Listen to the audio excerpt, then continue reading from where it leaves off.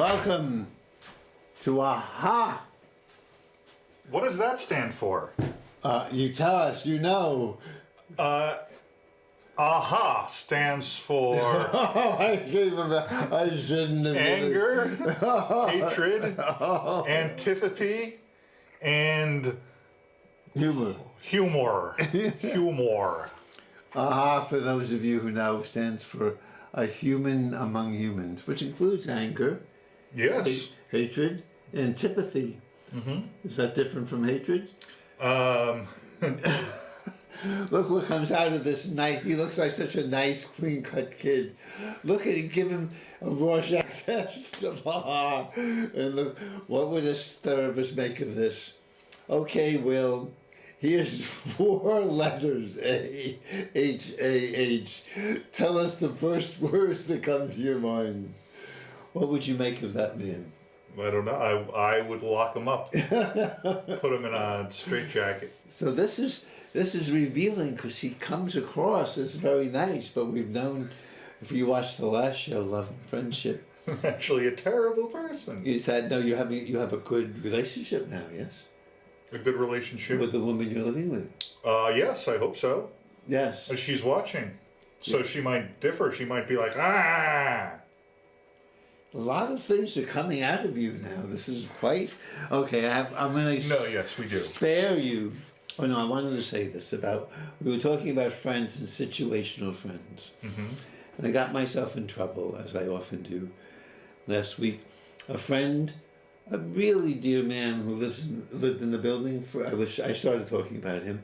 And anytime I knocked on his door, even if he was writing or reading, he'd say, come on in, and we'd eat for a while. Yeah. And then I'd go back upstairs. And would you do that often, or? Very often, sometimes we'd cry together when we'd share our feelings with each other. So you go downstairs. It's just a day, Yeah. regular day, Anytime. and you walk downstairs. Knock you on knock his door. on the man's And he'd door, say, come on in. and then you started crying together. Sometimes crying, sometimes reading poetry, sometimes talking about our challenges with women or with ourselves or with God. It's very nice. And then he moves without asking my permission. Yes. And he called recently and wanted to get together. Okay, and how long was the relationship maybe- estranged? It was never estranged. He just left. Uh-huh. And we could write nice emails to each other. Okay, so you kept... But when he came into town and wanted to just spend a little time, I got conflicted. I'm not defending this, but I tried to be more welcoming than I was. I said, okay, and I didn't really want to spend my time with him unless he was doing something I ordinarily do. Yeah, Like I think that's fair. He's going to be on TV here next week for an hour. Perfect. And that's fine. But I didn't want to go out of my way to just go for a walk with him, which is very little. Mm-hmm. Very little he was asking. And I think I said no, but I was trying to force myself to be more welcoming. Mm-hmm. And my psyche doesn't like it when I force myself. Right. It says, stop pushing me around. Like my mother, what's wrong with you? Stop pushing me around. I hate this. I have antipathy toward this. What was another one of those words? Hatred and antipathy. What was the third? Anger. And I'm angry. Yes. And so I have to be careful not to push myself around to be loving and welcoming when I don't feel that way. I have to be a friend to myself. Yes. Friend to yourself first, right? Yes. Love your neighbor as you love yourself. Exactly. So that's just, and I'm happy, you see, I'm not defending this, I'm selfish. I'm happy to talk to him an hour before next show, Mm-hmm. and then the whole show. Mm-hmm. But that's something that's my week. I'm not happy to go out of my way to respond to his spontaneous phone calls. Let's get together and go for a walk. Right. So I still don't know the answer to that.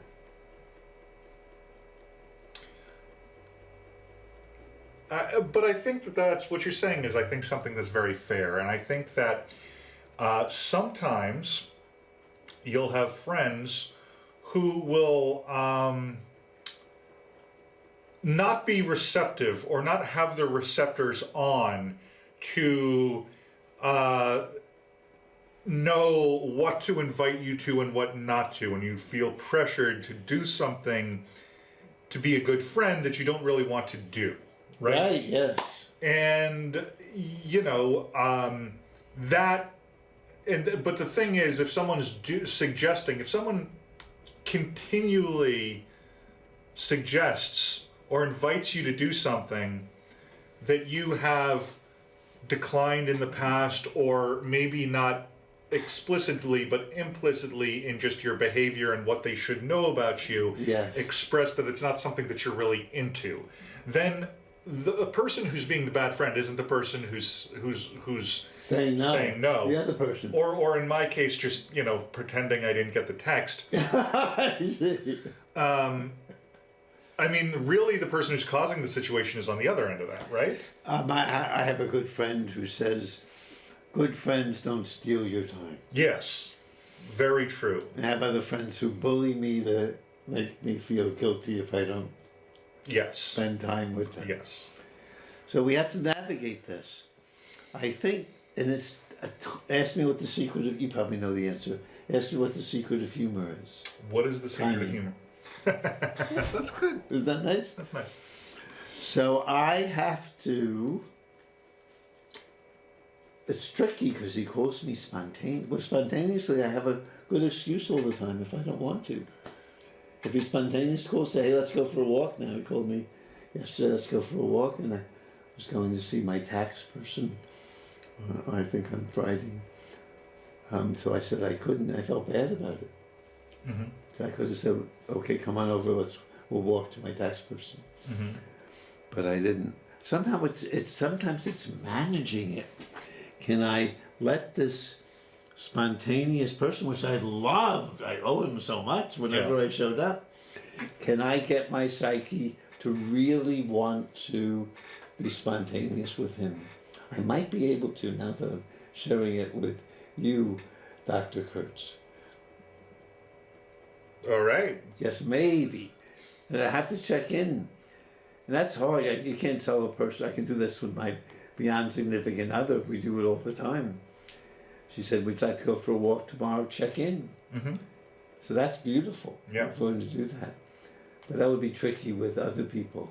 I need to, can I say that in a socially acceptable way? Let me check in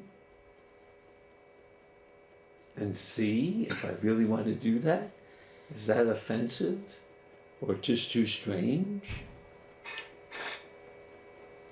Maybe I'll say, I'll get back to you. I want to just look at my schedule. Yes. Yeah, I think I have to resort to that. And that's true. I'm looking at my internal schedule.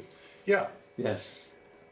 Well, and I feel very much like, sometimes you'll, even if you don't have a commitment during a time period, you know yourself and you know that you have to kind of, as a person, recharge and be by yourself. Yeah. and be in your own headspace. I'm very big that way. In order to function, in order to be on this TV show or go and do my job or all that stuff, I need to just kind of... Wow, I do too, yes. Yeah. And I actually need to do that like quite a bit. That's beautiful. So... Yes, not as much as me, but I understand that. Yeah. It's good to hear. You're more like me than I imagined. Well, there you go. That's why now we have this common ground. Yes. But we would not, we have to be honest. There is no way, let's say CCTV closed. Okay. God forbid. We're not going to, at least where we are now, there's no way we would, you know when I would call you? What's that? I'd say, Will, there's a show on Somerville that I'm on. Yeah. Would you, that's the only way. Or we could do a podcast or something like that. But we wouldn't, I wouldn't say I'm having a, I mean, you are invited, all of you are invited, But that's different. See, this is something I do. I'd love you to come, actually. Every Labor Day, I have a party in my park from 2 to 6. Okay. And people present their poetry or their pictures or their dances. Oh, that sounds lovely. And you're invited with your woman friend. I would love that. That I'd love. Right, but we wouldn't invite each other to parties, small parties. Not yet. No, maybe not. Whereas Michael Mack, who I've known for so many years, not that he ever comes, we sometimes go to plays together. Oh, that's nice. We'll see. That would be something new. I'm not pushing it. But if there was a play, I don't usually decide to be friends with people. Occasionally I do. I think that's true for almost everyone. Yeah, it just kind of happens, right? Usually, well, the one friend of mine, Tony, I was laughing so much with him at a workshop that my woman friend then said, "You should be his friend." And he is the funniest person I've ever met in my life. Yeah. And we are friends. That's awesome. For the first many years, I tried to be funny when I was with him because he was much quicker than me. And now I've learned I can just be myself with him, finally. Good. So that was a choice of a friend. And there was one man I met who was the best male dancer I've ever seen around here. And I wanted to be his friend. And we didn't have a place to live. He's now my roommate. Ah, yeah. So those are just, sometimes there are choices. Okay, so we've summed that up. Is that we ready Yes, to move on? we've solved the whole thing. Okay, here's a riddle. Okay. Voiceless, it cries. Wingless, flutters. Toothless, bites. Mouthless, mutters. So it's a rhyme. I'll say it again, okay? Voiceless, you're brilliant, so you might get these. Voiceless, it cries. Voiceless, it cries. Wingless, flutters. Wingless flutters. Toothless, bites. Toothless bites. Mouthless, mutters. Not sure of the mutters, but that's what the riddle says. Voiceless, it cries. Toothless, it flutters. So what flutters? Because that's a very specific thing, right? Yes. Wingless, it flutters, right? Yes. So what other than wings flutter? Yeah. Things flutter in the wind, right? That's the answer. What, the wind? Yeah, you got it. Wind. Ah. Voiceless, it cries. Tell me if this is true. You might have pushed it. Yeah, voiceless, it cries. We know that. Winds cry. Yes, you can hear winds crying. Of course, and there's the wind cries merry, right? Winds cries merry? The Jimi Hendrix song. No. Yes, Jimi Hendrix was a musician in the Yes, I know. 60s. Yes, I know. He has a song called "The Wind Cries Merry," which is one of my favorite songs of his. Yes. That's what it's about. It's about the wind cries merry. Mary, M-A-R-Y? M-A-R-Y, yeah, Wow. like the woman's name. Then Bob Dylan has a song, Blowing in the Wind. "Blown in the Wind." Oh, and She says the answer, my friend, is blown in the wind, and then Jimi Hendrix says the wind cries merry. That means the answer is merry. Good. By the deductive reasoning power. Yes, very good. Toothless bites, that's for sure, right? Toothless bites. Oh yes, yes. So certainly this time of year for sure. And what about, I'm not so sure about the last of the, see, I might have put it in because it rhymes. Mouthless mutters? Does the wind mutter, or are they stretching it? Maybe it does. I don't know. That's definitely stretching it a bit. I think it would be better, but it wouldn't rhyme. No, they should say breadless butters. I think this better. Voiceless it cries, wingless flutters, toothless bites, and leave out the rhyme. How about I'm not giving up on the rhyme. How about this? Windowless shutters. Because the wind shutters. The wind shudders? Sure. The wind shudders? I think you're pushing it as much as these guys. Okay. What else does the wind do? Between cry, the wind does flutter, right? Yeah, it flutters. Does it? Objectless Does it clutters. Maybe just voiceless cries and toothless bites. I might How leave about it. rutters? I think we're going to get move on. If that's okay. Okay, I wanted to do this, which is, we might share it with the audience. It's on your email. Can you quickly get your email? That might take because this computer's being weird. So, Oh, maybe but not. can we? But we can do this because people can see this right here. Not really. I can do this right here. No. Yeah, look at this. Yes. Is that they can see it now? Yes. Because they hear you though. Should I read it? You can read it now. Yes. Earth, teach me to remember. Earth, teach me stillness, as the grasses are stilled with light. Earth, teach me suffering, as old stones suffer with memory. Earth, teach me humility, as blossoms are humble with beginnings. Earth, teach me caring, as the mother who secures her young. Earth, teach me limitation, as the ant which crawls on the ground. Earth, teach me freedom, as the eagle which soars in the sky. Earth, teach me resignation, as the leaves which die in the fall. Earth, teach me regeneration, as the seed which rises in the spring.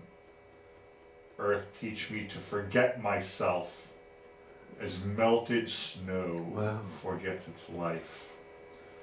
Earth, teach me to remember kindness, as dry fields weep with rain. Wow. Well, thank you for reading it. Yes. What do you make of it? Well, who wrote this poem? This is the Ute North American prayer. Oh, an Ute North From American Utah. prayer. They are situated in Utah, or were before Yes, that's the. where the name came from for the state.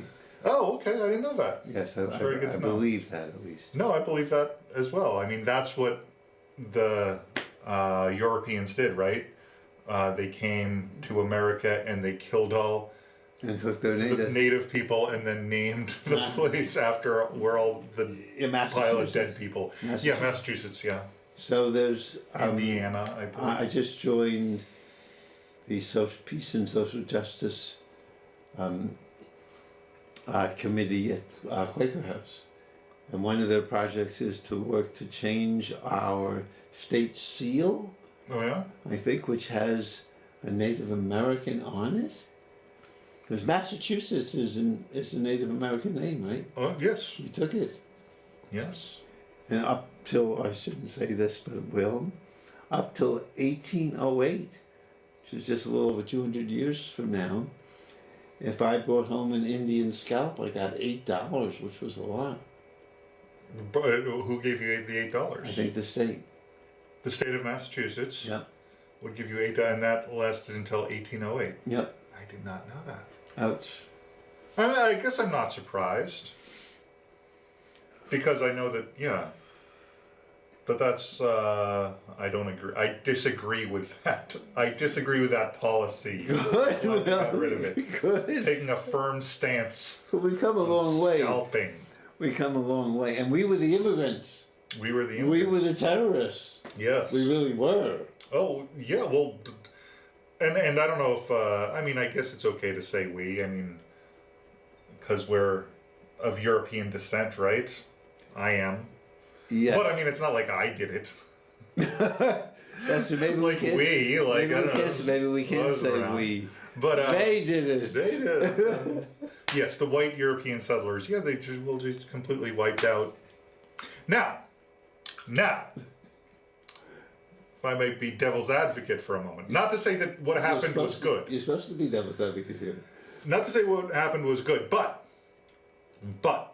was it inevitable? One, because I mean, it was, you know, obviously the settlers from England who came in, but at that period of time in history, there was kind of exploring going on all over the place, and you know, Spain and you know, Netherlands and all these other countries were going around and taking boats and going to places. and settling them, and so with superior technology and firepower, just kind of eradicating the local civilization, which they called like some form of savage, and then constructing a more modern society around, right? Yes. So it was just kind of this, it would, what am I saying here? It was just this, thing that maybe in the same way that, Homo sapiens wiped out Neanderthal, right? Or the way we eat hamburgers. Or the way. McDonald's. Well, I don't know if I'm. I don't know if I'm comfortable. Wow. I don't know if I'm comfortable equating Native Americans with cows, but I see what you're trying to do there. Mm. Yes, I mean, in India they would certainly feel that way. Oh, yes, that's true. But no, but it's acceptable to put chicken in cages and for people to eat them. Yeah, not only to put chickens in cages, but to do very, very horrific things to animals. Yeah. Only for human greed. It is worse for the consumer, and it's obviously much worse for the animal. The way that they're raised in captivity to be slaughtered. They're basically and not we're only built that way. I mean, ants enslave aphids. I think aphids. Yes, ants. Yeah. What is an aphid? Do you know? It's a little creature. It's a thing, but the ants also enslave one another. Ants will take over another colony and take the the big butt ants that have all the food. Yes. They'll take those into slave and bring them and it's crazy. So, but and nature is nature's cruel, man. Yeah. And beautiful. Yeah. Well, we don't have. This is time flies when we're having fun. We might have to come back to this. So, we only have, and this is our first hour show, and we don't have nearly enough time. I know. Which is great. And we haven't even brought out Coldplay yet. What is Coldplay? It's a band. I was just being silly. Yes, you had a question. So what do you make of this poem? Poem Prayer. I am just beyond impressed with it. I'm so touched. Yes, as am I. And it speaks to, okay, here's another thing, because I was being devil's advocate. Now, another thing that I think is sort of a myth, particularly among liberal Americans, is that, not to say that obviously genocide is horrible and what the European settlers did to the native peoples is horrible, the worst thing that ever happened, or up there with them. But there is, I believe, something that I think is mythological, which is that the native people were inherently peaceful and inherently... No way. And they weren't. They had very, very vicious intertribal warfare, right? And what about the Aztecs? They would kill, rip out hordes? Right. Daily. So it's not like... I think that that's kind of something that we have ingrained as a myth. And I think part of it is because the native people, at least the Native Americans, had a very sort of harmonious relationship with nature. And I think that, there's this idea that, capitalism and industry and imperialism are bad. Maybe I agree with that. But the flip side of that is the belief that the other thing is good, which I think is also not necessarily true. And, we have warm homes and streets and all that stuff because of, society that was built up through, capitalism and through industry. There's and something through good about us that it took since 1808. We now agree with you, many of us, that genocide is horrible. It was. I'll take that firm stance. Yes. Yeah. No, but that's new. Is it? I mean, I guess it is, yeah. Few people complained. We had what was called manifest destiny. Manifest destiny. It's manifest meaning it's obvious. It's obvious that we're destined to destroy you. Yeah. And take your lands and squish you into reservations. Yeah. So there is, in some ways, there's progress. in some ways that is built into not just European society, but in New Guinea, they fight each other like they have grudges generation from generation. Little tribes that are cut off from each other until there was a state made that said you can't do this anymore. So we have to go. We're just warming up, and yet this prayer poem is just awesome, asking the earth to teach us something. Yes. Not to just try to do it yourself. Teach me stillness. I'm going to be still.